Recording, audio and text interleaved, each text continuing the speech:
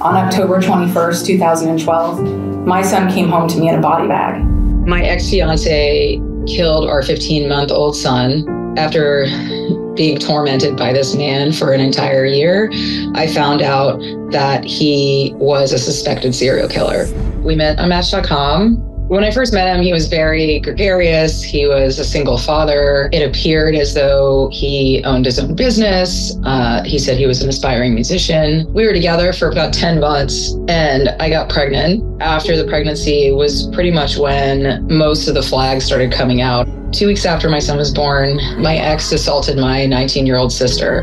My parents actually came to get me and my son that night. And when I left, taking Prince with me, my ex said, "You're not taking my son and you're not leaving." And I was like, "Well, I am leaving." He held a gun to my head and was like, "You're not going to leave." I was like, wow, I'm with a monster. And it wasn't until I left and I hired a private investigator that I realized that he had lied about his name, his age. He was actually about 5 or 6 years older than I thought he was. And I also learned through my private investigator that the mother of his oldest son, who he told me had died in an accident, was actually shot the day before they were supposed to be in family court for custody.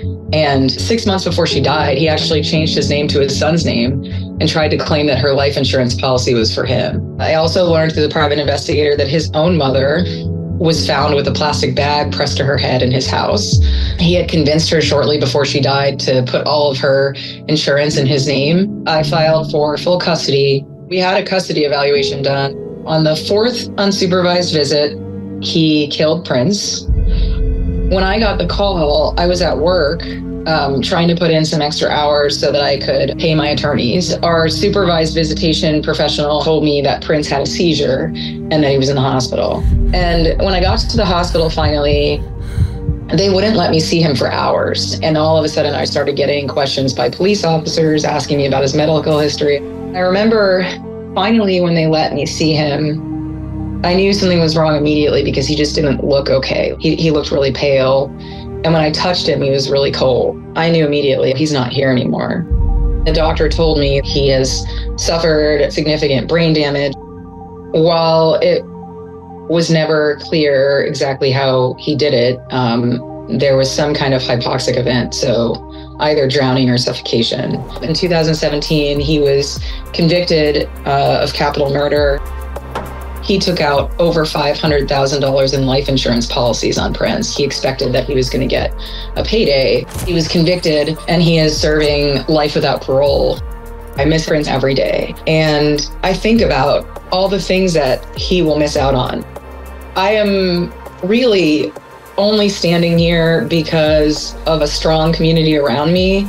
I published my memoir. It's called Defying Silence, a memoir of a mother's loss and courage in the face of injustice. The story of how the United States fails children in family court.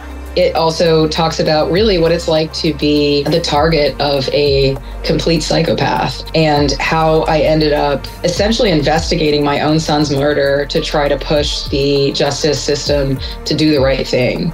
I am seen, are you?